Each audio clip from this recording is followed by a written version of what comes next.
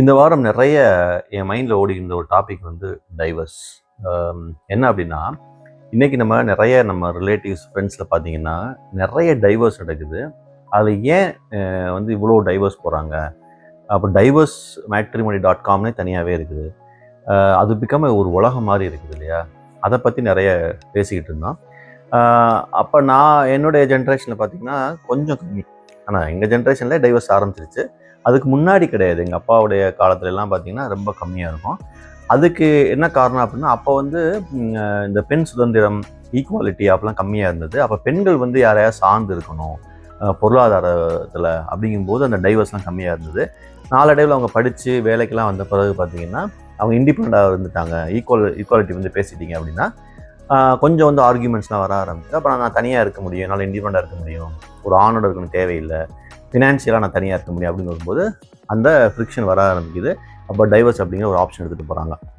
இன்றைக்கி பார்த்தீங்கன்னா இன்றைக்கி ரொம்ப எவால்வ் ஆயிடுச்சு. ஸோ சாய்ஸ் ஆஃப் பார்ட்னரே பார்த்தீங்கன்னா ரொம்ப டிஃப்ரெண்ட்டாக எடுக்கிறாங்க. முன்னாடிலாம் வந்து பார்த்திங்கன்னா 18 வயசு 19 வயசில் கேர்ள்ஸ்க்கு வந்து மேரேஜ் ஆயிரும். அப்புறம் அது வந்து 20 22 ஆச்சு.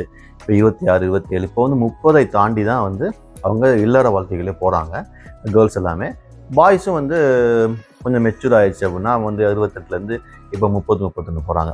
ஸோ என்ன டாபிக் பேச போகிறேன் அப்படின்னா, ஏன் வந்து இந்த டைவர்ஸ் இன்க்ரீஸ் ஆகுது, இதை ஏன் எப்படி தடுக்கலாம் அப்படின்ட்டு. என்னையை பொறுத்தளவுக்கு ஒரு டைவர்ஸ் அப்படிங்கிறது ஒரு ஒரு இம்பார்ட்டண்ட்டான ஒரு இதுதான். டைவர்ஸுங்கிற ஒரு ஆப்ஷன் இருக்கணும், கோர்ட்டுக்கு விசாரிக்கணும், அவங்களுக்கு பிரிவு கொடுக்கணும். ஏன் அப்படின்னா, ஒரு சில பேர்கிட்ட தெரியாமல் நீங்கள் வாழ்ந்துட்டீங்க ஒரு பார்ட்னர் அப்படின்னா பை மிஸ்டேக். லைஃப் வந்து ஒரு தடவை தான். இந்த ஒரு தடவை நான் ஏன் இவனோட இவ்வளோ வாழணும் அப்படிங்கிறதுக்கு ரீசன் நான் சொல்கிறது என்னென்னா, ஒருத்தங்களை வந்து நீங்கள் கல்யாணம் பண்ணிக்கிறீங்க. கல்யாணம் பண்ண பிறகு தெரியுது அவன் வந்து ஒரு பெரிய கேரக்டர் வைஸ் வந்து பெரிய ப்ராப்ளமாக இருக்கிறான். எப்படின்னா ஒரு அஃபையர்டாக இருக்கிறான், உனக்கு வந்து லாயலாக இல்லை, ட்ரஸ்ட் ஒர்த்தியாக இல்லை, அதே மாதிரி அடிக்கிறது, துன்புறுத்துறது, அப்புறம் மைண்டு ஃபுல்லாக வந்து ஒரு வெஞ்சன்ஸோடையே சுற்றிக்கிட்டுறது, இந்த மாதிரி கேரக்டர்லாம் இருக்குது. மேரேஜ் ஆனப்போ எனக்கு தெரிஞ்சது. எவ்வளவோ நான் ட்ரை பண்ணி வந்து அதை மாற்ற முடியல, அவங்க மாற்றிக்கவும் இல்லை. அப்படிங்கும்போது divorce is a right option. டைவர்ஸ்லாம் பண்ணி தான் ஆகணும் அந்த மாதிரி விட. ஏன்னா தொடர்ந்து ஒரு 30-40 வருடம் வாழ முடியாது. அதை விட்டுட்டு இப்போ எனக்கு நான் நிறைய பேத்துக்கு போய் டிஸ்கஸ்லாம் பண்ணுவேன், சில கவுன்சிலிங்லாம் பண்ணும்போது பார்த்திங்கன்னா நான் கேட்குறது கேரக்டர் வைஸாகவும் ஒரு ட்ரஸ்ட் வைஸாகவும் ஏதாவது உங்களுக்கு ப்ராப்ளம் இருக்கா அந்த பர்சனோட அப்படின்னா, அது இல்லை அப்படின்னு சொல்லிட்டாங்கன்னா விச் இஸ் குட். அங்கே வந்து நம்ம வந்து டைவர்ஸ் வேணாம்னு சொல்லலாம். இல்லை கேரக்டரே பிரச்சனையாக இருக்குது, ஆட்டிடியூடே பிரச்சனையாக இருக்குது, ஒரு பேசிக் அண்டர்ஸ்டாண்டிங்கே கிடையாது, எப்போ பார்த்தாலும் நெகட்டிவாகவும் சந்தேக புத்தியாக இருக்காங்க அப்படின்னா நான் ஒன்றுமே சொல்ல மாட்டேன். ஸோ நீங்கள் எடுத்த டிசிஷன் கரெக்டு, நீங்கள் டைவர்ஸ் போகலாம் சொல்லிடுவேன். ஸோ அதுக்கு அடுத்தது என்னென்னா, இதெல்லாம் இல்லை, கேரக்டர்லாம் பிரச்சனை கிடையாது, நல்லா தான் இருக்கிறாங்க, ஆனால் வீட்டுக்குள்ளே வர சின்ன சின்ன பிரச்சனைகள் வந்து பெருசாக பூதாகாரம் வருது, எங்களுக்கும் அவங்களுக்கும் என் குழந்தைக்கும் வச்சு சண்டை வருது, என்னோட இன்லாஸ் அவங்க இன்லாஸ் வச்சு சண்டை வருது அப்படின்னா அதை ஷார்ட் அவுட் பண்ணி வாழ முடியும். அந்த இடத்துல தான் வந்து நம்ம திரும்ப திரும்ப சொல்கிறோம், ஒரு அக்செப்டன்ஸ். லைஃப் அப்படிங்கிறதே வந்து எதையாவது ஒன்று பிடித்து வாழ்வது, அதாவது எதை அக்செப்ட் பண்ணி வாழ்வது. அப்போ எடுத்த உடனே எனக்கு வந்துட்டு எதுவுமே ஈஸியாக இருக்கணும், எல்லாமே கரெக்டாக இருக்கணும் இந்த டே ஒன் அப்படின்னா அது பாசிபிளே கிடையாது. ஈவன் நேச்சர் ஆஃப் லைஃபே கிடையாது. ஒரு பொருள் உங்களுக்கு கிடைக்கிறதுனாலே அது நாளடைவில் தான் அந்த பொருளுடைய அர்த்தமே புரியும். அதே மாதிரி தான் வாழ்க்கையும். ஒரு வாழ்க்கையில் நீங்கள் என்ட்ரு ஆகிறீங்க அப்படின்னா ஒரு நாள் கழித்து, சில வருடங்கள் கழித்து தான் அதனுடைய அர்த்தமே புரியும். அதுக்கு முன்னாடியே உட்காந்துட்டு நான் உடச்சிடுவேன், பிறந்துடுவேன், எனக்கு எல்லாமே சரியாக இருக்குன்னு நினச்சிங்கன்னா கிடையாது.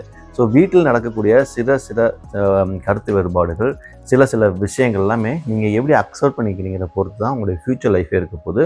அதுக்குள்ள குழந்தைகள் வந்துட்டாங்க அப்படின்னா குழந்தைங்களுக்கு வந்து பேரண்ட்ஸ் எவ்வளோ முக்கியங்கிறத நீங்கள் நிறைய பேர் பார்ப்பீங்க.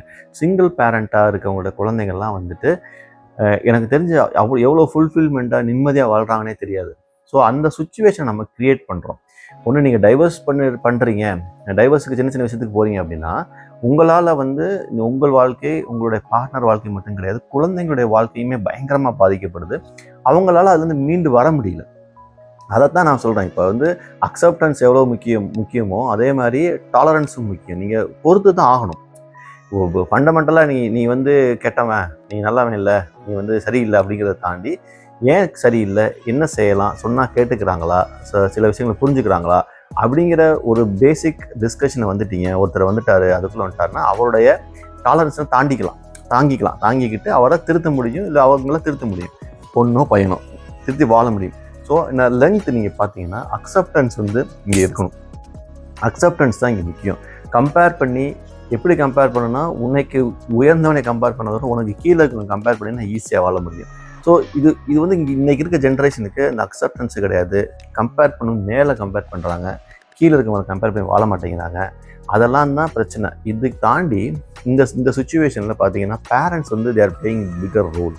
ஒருத்தவங்க டைவர்ஸ்னு போகிறாங்க அப்படின்னா, நான் ஃபஸ்ட்டு கேட்டகரி சொல்லிட்டேன், அது வந்து நம்ம டிஸ்கஸே பண்ணல. செகண்ட் கேட்டகரி உள்ள சின்ன சின்ன பிரச்சனைகள் வருது, அவங்களுக்குள்ள பிரச்சனை வருது, இன்லாஸ் வச்சு பிரச்சனை வருது, குழந்தைங்களுக்கு பிரச்சனை வருது அப்படின்னா பேரண்ட்ஸ் தான் வந்து இதை எடுத்து சொல்லணும். நாங்கள் வந்து எப்படி வாழ்ந்தோம், எவ்வளோ சுச்சுவேஷன் இங்கே பாரு, இவங்க எப்படி இருக்காங்க, அவங்க எப்படி இருக்காங்க, இதெல்லாம் சரியாயிடும். அப்போ பேரண்ட்ஸ் கொடுக்கக்கூடிய அந்த மோட்டிவேஷன் தான் வந்து அந்த கிட்ஸுக்கு வந்துட்டு அந்த கிரிப்பை கிரியேட் பண்ணும். பேரண்ட்ஸ் மோட்டிவேட் பண்ணலை, இல்லைடா ஆமாம் நீ டைவர்ஸ் பண்ணு, இல்லைப்பா நீ டைவர்ஸ் பண்ணிடு, அந்த பையன் சரியில்லை அப்படின்னு அவங்க சொல்ல ஆரம்பிச்சுட்டாங்க அப்படின்னா இவங்களுடைய கிரிப் லூஸ் ஆக ஆரம்பிச்சிடும். ஸோ இன்றைக்கி நடக்கிற டைவர்ஸுக்கு எனக்கு தெரிஞ்ச இந்த செகண்ட் கேட்டகரியில் பேரண்ட்ஸ் தான் மெயின் ரீசன். ஸோ பேரண்ட்ஸ் வந்து என்டர்டெயின் பண்ணும்போது அந்த பசங்க வந்து அதை சரி நம்பி உள்ளே போயிடுறாங்க. அதற்கு பிறகு இரண்டாவது மேரேஜ் வந்து எவ்வளோ கஷ்டங்கிறது அதில் கோத்ரூ பண்ணுறவங்க தான் தெரியும். எல்லாருமே வந்துட்டு அந்த இரண்டாவது மேரேஜ் பண்ணுறவங்களை பற்றி அவ்வளோ சாதாரண நினச்சிடக்கூடாது. அந்த வாழ்க்கை முதல் மேரேஜ் பண்ணி சக்ஸஸாக வாழ்ந்தவங்களுக்கு அது ஈஸி. அது கிடைக்காம அவங்க வாழ்கிற வாழ்க்கை வந்து அவ்வளோ கஷ்டமானது. என்னால் ஃபீல் பண்ண முடியும். எனக்கு வந்து படிப்பு ஈஸியாக கிடைக்கல. என் ஃப்ரெண்ட்ஸ் நிறைய பேருக்கு பார்த்தீங்கன்னா டக்குன்னு படிச்சுட்டு போயிடுவாங்க. இன்னொரு ஃப்ரெண்டு அப்படி தான், அவனுக்கு படிப்பு கிடைக்கல. படிக்க முடியும் ஆனால் படிப்பு கிடைக்கல. அப்போ அதுக்கு நாங்கள் போராடி படித்தோம். அப்போ அந்த போராடி படிக்கும்போது தான் தெரியும் அந்த படிப்புடைய ஒர்த்து. ஆனால் அது போராடாதவனுக்கு தெரியவே தெரியாது. அதனால் அதை கிரிட்டிசைஸ் பண்ண வேணாம் அப்படிங்கிறது தான். அதேமாதிரி குழந்தை ஒருத்தவங்களுக்கு இல்லை அப்படின்னா அவங்க வாழ்க்கையே இருந்து போன மாதிரி இருக்கும். அவங்களுக்கு தான் தெரியும் குழந்தையின் அருமை. டக்குன்னு குழந்தை வந்துச்சு அப்படின்னா அவங்க குழந்தைய போட்டு அடிக்கிறது, வைக்கிறது, ஒரு கேரையெல்லாம் வளர்க்கலாம் பார்த்தா ஆச்சரியமாக இருக்கும். ஏன்னா வந்து குழந்தை பிறகு எவ்வளோ பாக்கியமாக இருக்கும், குழந்தை கிடச்சி இப்படி வச்சுருக்காங்களே அப்படின்ட்டு இருக்கும். அதே மாதிரி தான் நீங்கள் வந்து ஒரு கல்யாணம் பண்ணி அது கரெக்டாக சக்ஸஸாக போச்சுன்னா அதனுடைய லைஃப் ஸ்டைலே வேறு.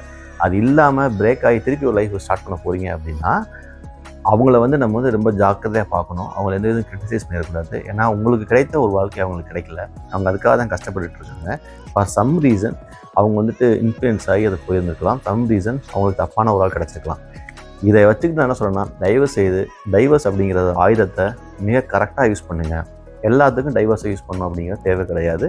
அக்செப்டன்ஸ் ரொம்ப முக்கியம், டாலரன்ஸ் ரொம்ப முக்கியம். நீங்கள் எவ்வளோ பெரிய அறிவாளியாக இருக்கலாம், எவ்வளோ பெரிய திறமைசாலியாக இருக்கலாம், மிகப்பெரிய பணக்காரனாக இருக்கலாம், ஆனால் கணவன் மனைவி அப்படிங்கிற உறவு வந்துட்டு மிக மிக ஸ்பெஷல். அதுக்கான சில கோட்பாடுகளும் கொள்கைகளும் பாலிசிகளும் இருந்தால் மட்டும்தான் வாழ முடியும். உங்களோட எந்த சுய திறமையும் சுய பணமும் சுய தந்திரமும் வந்து அதில் கோட்டை ஆகாது. It's a between two different people life. அதை நீங்கள் புரிஞ்சுக்கிட்டால் மட்டும்தான் வாழ முடியும். தயவுசெய்து டைவர்ஸை தவிர்க்கலாம். அந்த இம்பார்ட்டண்ட் இஷ்யூஸ்னால் இல்லைன்னா அதை எப்படியாவது அக்செப்ட் பண்ண பார்க்கலாம். தேங்க்யூ.